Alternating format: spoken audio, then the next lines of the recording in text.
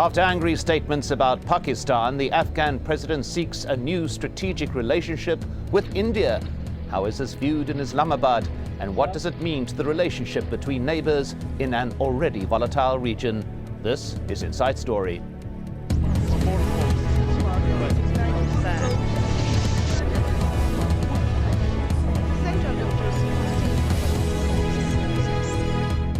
Hello and welcome to the program. I'm Mike Hanna. It's a visit aimed at boosting ties with one neighbor that could incense another. Afghan President Hamid Karzai is in India for talks on strengthening security ties with that country. This just days after publicly questioning Pakistan's commitment to peace in the region, and in particular expressing concern about the activities of the ISI, Pakistan's powerful intelligence agency. My discussions today with President Karzai have once again underlined the importance of a strong and broad-based partnership between India and Afghanistan. Our cooperation with Afghanistan is an open book. We have civilizational links, and we are both here to stay. We have to live and work together in times both good and bad. Based on intensive consultations and deliberations, we have finalized an agreement on a strategic partnership between India and Afghanistan, which the President and I have signed today in your presence. Mr. Prime Minister, India has been a steadfast friend and supporter of Afghanistan for times long before today. But in particular, Mr. Prime Minister, India has been a very significant contributor to Afghanistan's reconstruction, rehabilitation, the capacity building of our government and economy in the past 10 years.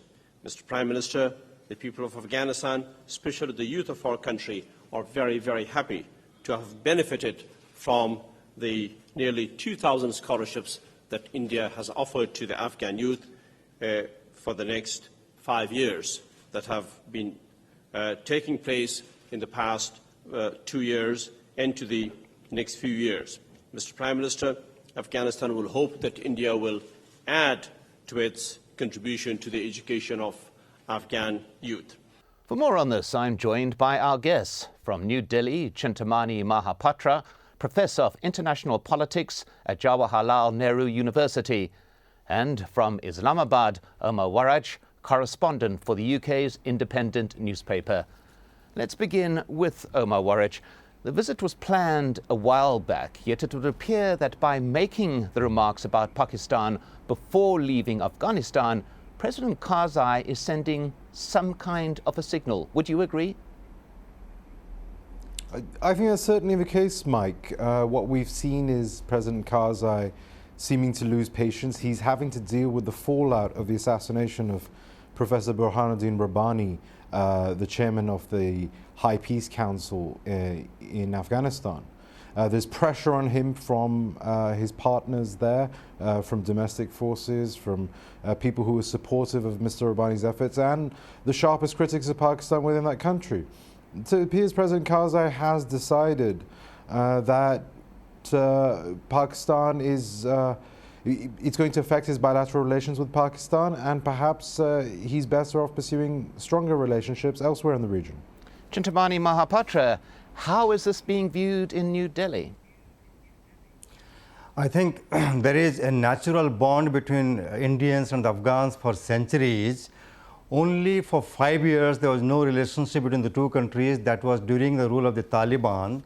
And the present visit of Hamid Karzai is not the first time, the second time this year. Only 4 months ago our Prime Minister was there. So the relationship between the two countries has been comprehensive and strategic for a long, long time. Afghanistan is a member country of SAARC.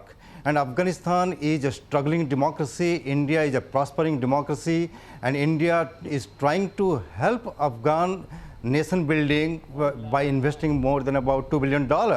So although Pakistan factor is very, very important, I think currently even Pakistan is a nascent democracy, and these three democracies are fighting against terrorism. So what is necessary is cooperation between all the three countries to combat terrorism. But the fact remains there is a concern that there is state-sponsored terrorism against India and against Afghanistan. For that, India, Afghanistan, and even the United States would have to engage Pakistan in a constructive dialogue. Omar Waraich, what's your view of that Pakistan lies at the center of creating some kind of dialogue? Well, it's certainly, obviously, just given the geographic reality of Pakistan, the fact that it shares a very long border with India, the fact that it shares a very long border with Afghanistan, and it also shares a border with another country that's very important in the region, which is Iran. So Pakistan will inevitably have to figure in some sort of way when it comes to the endgame settlement and Afghanistan.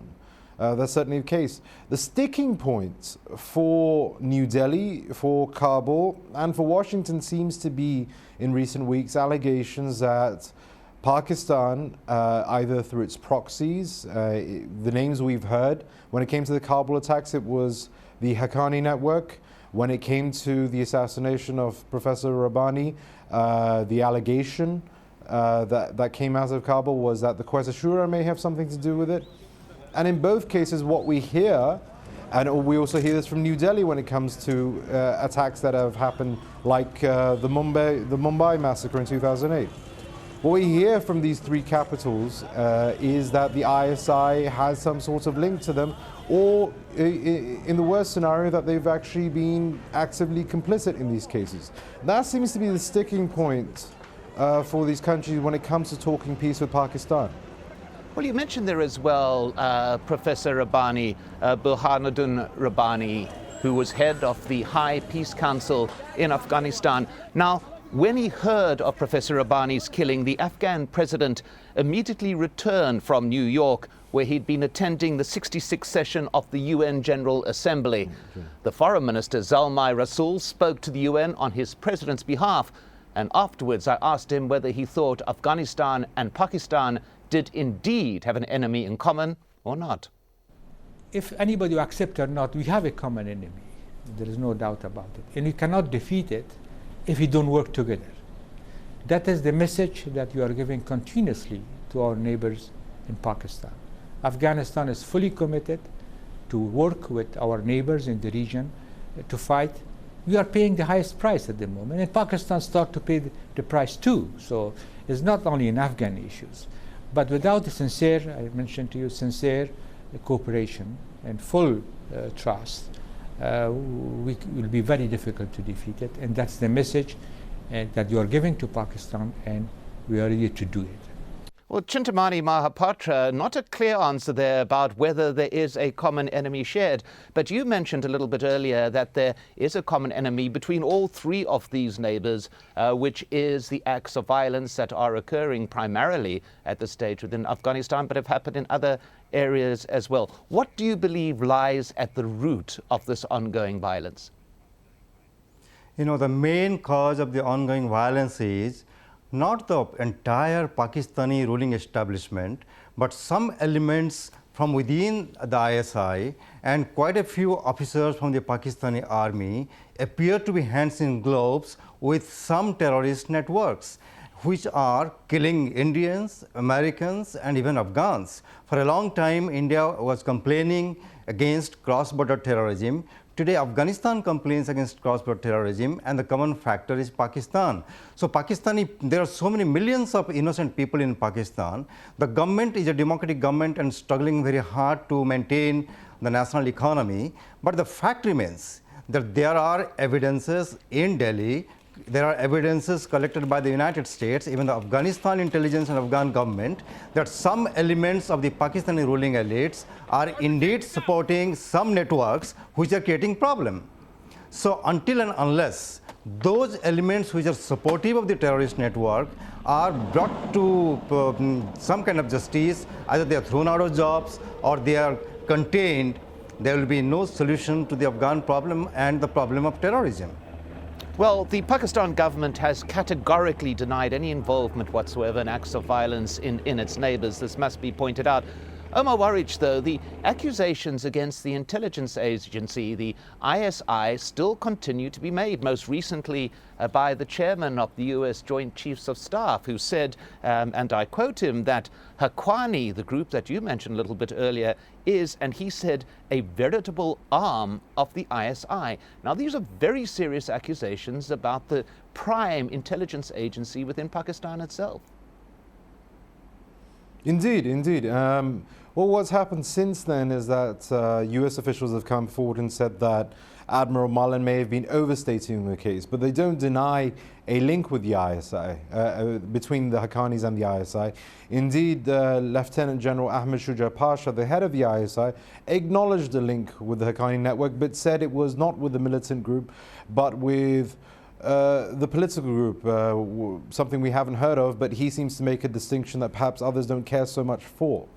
The problem, for the Pakistani military establishment is a bit more complicated. What they say is that there is cross-border activity both ways that destabilizes both countries. So both countries are victims of terrorism, while the US, Afghanistan, and even Delhi indeed make the allegation that militants from here, whether it's the Haqqani network, whether it's Commander Nazir, whether it's the Quetta Shura, use Pakistan as a staging post to mount cross-border attacks.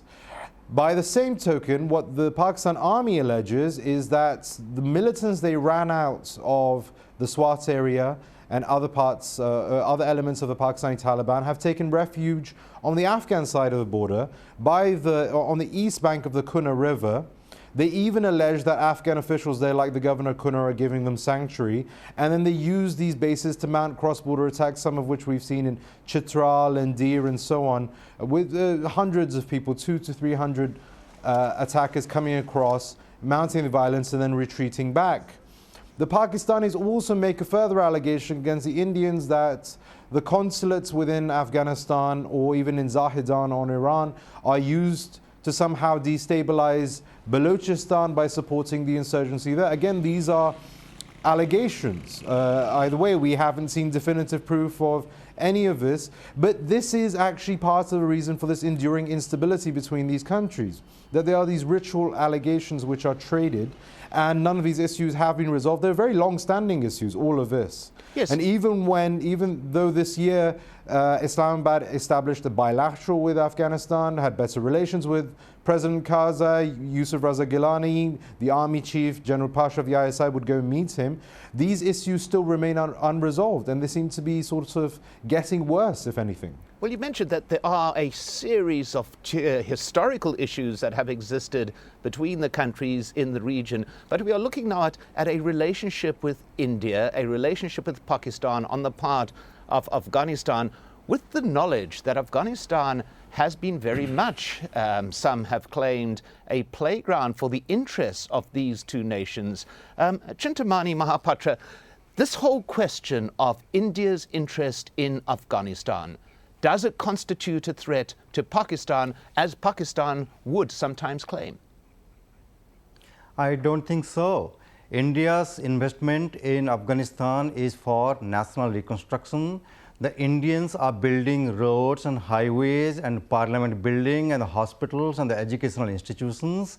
Whereas look at the case of Pakistan, there are important elements from the Pakistani ruling establishment which are supporting terrorist networks within Afghanistan. It is correct that there are allegations from Pakistan about cross-border terrorism from Afghanistan and some Pakistani militants hiding within the Afghan border, but the fact remains that even Pakistani government does not complain that the Afghan intelligence and the Afghan government are supporting those groups.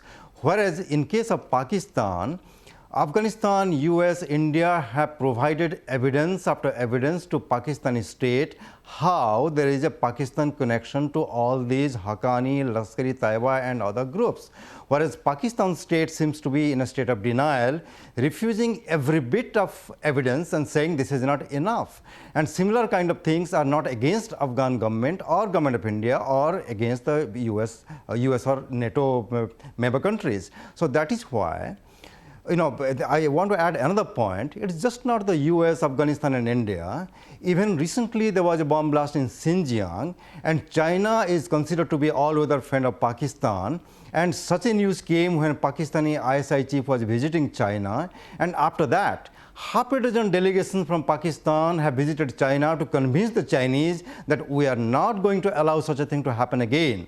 Can the Pakistani government make similar commitment to the Afghan government, to the government of India, and to the US that they would stop support any kind of assistance to Haqqani Network or Lashkar-e-Taiba and take stern action against them? Well, I will pick up on that China point a little bit further, but I do want to press you on a particular point made a little bit before Chintamani Mahapatra, and that is about the question of allegations of Indian involvement in destabilizing areas like the border along Baluchistan. What kind of credence do you think such allegations have about Indian involvement in Pakistan's internal affairs? I think it is plain and simple allegations without any evidence of whatever kind. I believe that the Pakistani government wants to involve in a kind of tit-for-tat allegations with India, which are totally baseless. And I would rather suggest that Pakistan at the moment is at war with itself. When there was an operation in Swat Valley and the militants and the even common people were displaced, in Punjab, the Pathans were declared to be persona non grata. They were not allowed into the Punjabi territory. In Sindh, there were street fights. Baluch have been fighting against the central government for a long time. The Pakistani government based in Islamabad have no control whatsoever in North and South Waziristan. So the problem is internal. The Pakistani government would have to realize and understand that the internal problem is very significant, and the Indian hand is not there at all.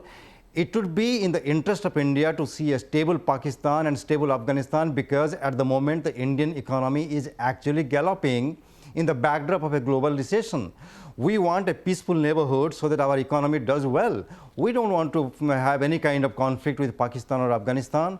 That is why terrorism, which is basically a non-state actor phenomena, and the Pakistani state realizes that non-state actors at some point of the time can ditch even their supporters. Many countries have experienced in the past. That is why we have to convince the Pakistani government that they are playing a deadly game by using the non-state actor as an instrument of state policy.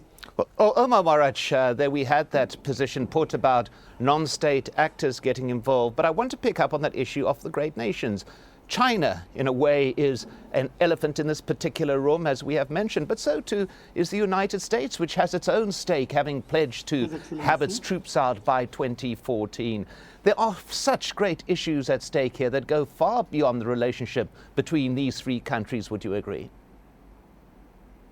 To an extent. I mean, if you look at Pakistan's own fundamental strategic calculations, they are long-term and they are very much India-centric. What they see the Afghans as doing, the perception in terms of the Pakistani establishment, their perception, the general's perception, is that the Americans will leave and Pakistan will have to deal with the fallout of whatever it is. And within that, the threats they perceive are very much India-centric. They still perceive, if you speak to members of the Pakistani military establishment, they perceive the eastern border to be hostile. They perceive the western border to be hostile. They worry about an outcome in Afghanistan where their influence is minimized, where, for example, the Pashtuns aren't adequately represented.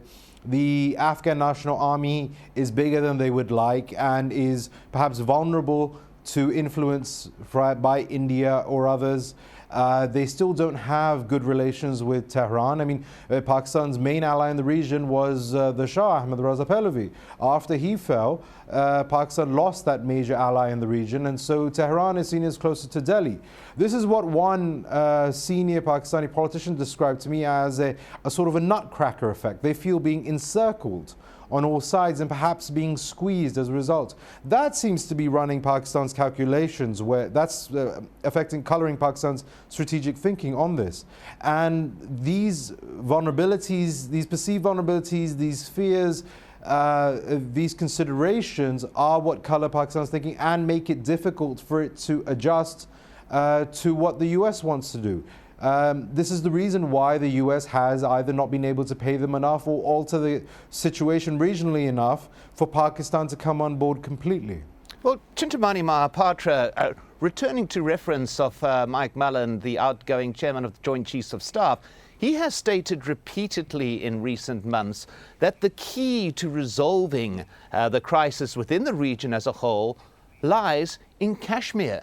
His argument being that Afghanistan itself will become more secure if that relationship between India and Pakistan is eased over that area of Kashmir. What do you believe of that particular theory? You know, there are many people who think that if the Palestinian problem is resolved and Palestine gets a state, then Al-Qaeda will wind up its operation and not kill people, innocent people anymore. I mean, bringing about this kind of linkages, in my view, are totally meaningless. The issues are different. In case of Kashmir, in 47-48, when there was a war between India and Pakistan, 1/3 of the Kashmir state came under Pakistani occupation. Even the Pakistani government is never known to have even made an allegation that India has been doing in so-called Pakistan-occupied Kashmir, what Pakistan is doing in Indian side of the Kashmir. So saying that Kashmir problem once resolved would lead to resolution of Afghan problem is totally misplaced, and there is no linkage between the two at all. Rather, the most important connection. If I could just pick up with Omar Waraich very briefly of his response to that thesis of Admiral Mullen's. Well, I think they're linked in a way, especially given that much of this depends on how the Pakistani military establishment reacts. For them, Kashmir is absolutely crucial. The reality, perhaps a sad reality when it comes to Pakistan and India, is when they don't have solidified peace, they are default at war. That's the way it's perceived on both sides. So if there were to be some sort of regional resolution, where Pakistan can be comfortable in terms of Kashmir, Indians can be comfortable in terms of Kashmir, the Kashmiris can be comfortable in terms of Kashmir, in New Delhi and Islamabad can be comfortable in terms of what happens in Afghanistan, then you can have long-term stability in the region. I mean, that's certainly the view that many Pakistanis hold. Already we're seeing the Pakistanis have adjusted somewhat. It remains to be seen how sincere they are in terms of this. But for example, in their analysis, the Pakistan army says they don't see the Taliban taking over Kabul after the Americans leave. There will have to be some sort of coalition. But they want a grand coalition. They want the inclusion of the Pashtuns. And for that, what General Kiani has said to the Americans is he's willing to countenance an Indian role. So far, he's limited that to trade and development. But much of this can be negotiated if these sides actually sit around sensibly and discuss all these issues. Well, Chintamani Mahapatra, if I can just get you to respond there, because we are coming towards an end here. That issue of the role played by India, you said, yes, there has been a role in economic development, but we now have discussion about security involvement, in particular discussion about training security services, in particular the police. Does this change the equation? I think India can contribute a lot to Afghan stability by training the police forces and those forces which are going to fight with terrorist elements, because we have had long experience in combating terrorism within India. Today, as you see, India complained against Pakistan for a long time. Kashmir was practically burning since 1989. But today we have managed to resolve the Kashmir problem to a large extent, the violence, the militancy aspect and all. So India has experience. We have experienced even terrorism in our northeastern border. So I think India can contribute by training not the Afghan army, but at least the counter-terrorism forces which are going to engage the terrorist elements in Afghanistan. And as I said again, Afghanistan is a struggling democracy. Those who are fighting against the democracy are actually militants and terrorists. And India wants to support the Afghan government, which is a democratically elected government. India has already invested in the economy and social sector of that particular country. Even here, India can contribute a lot to the security situation within Afghanistan. Well, on that note, thank you so much to our guests, Chintamani Mahapatra and Omar Waraich. And thank you so much for joining us here on this edition of Inside Story. We welcome your comments and suggestions. Please email them to us at insidestory@aljazeera.net. I'm Mike Hanna. Goodbye for now.